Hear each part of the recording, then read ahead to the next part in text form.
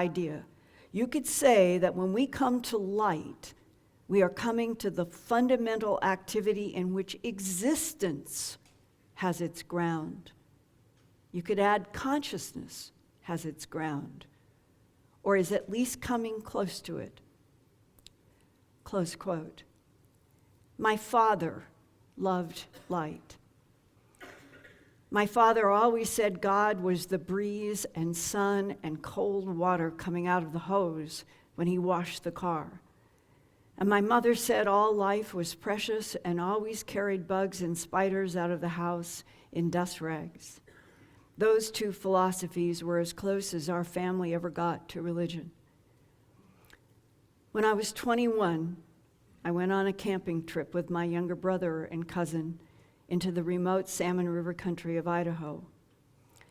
Each day, to explore and exercise, I hiked up a mountain near our campsite. And late one afternoon, as I was walking back down, I saw orangish gold shafts of light shining through these thick stands of lodgepole pine. The sun was setting in the low-angle cast beams that shimmered with forest dust, and I was stunned by the beauty, as if I had never seen light before. And I began to walk toward those rays, and I remember how my legs and my arms, they were moving, but something changed, as if I were in motion picture film that suddenly switched from normal speed to very, very, very slow motion.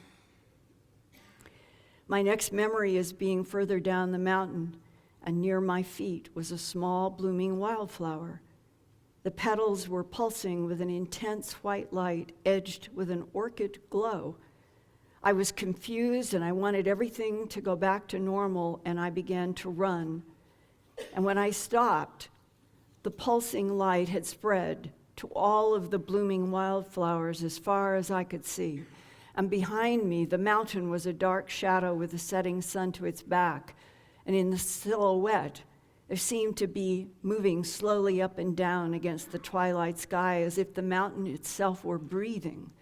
And a few first stars pulsated with this same orchid white light that was shining from the wildflowers.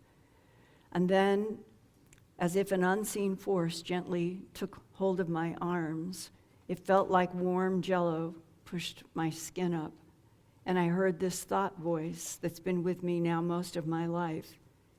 You are one with the light. The light is one with you, and you are in the hands of God forever. And then the flowers, stars, and the mountain stopped pulsing. And below me, in the distance near the river, I could see a fire, and there was life. My brother and my cousins were starting a fire to make dinner. But it was as though someone had lifted up the surface around me for a while to let me see what was really underneath. Since then, I have been convinced that a common source of energy pervades all there is, and all that can be an ally to living life. It can be an ally to living life.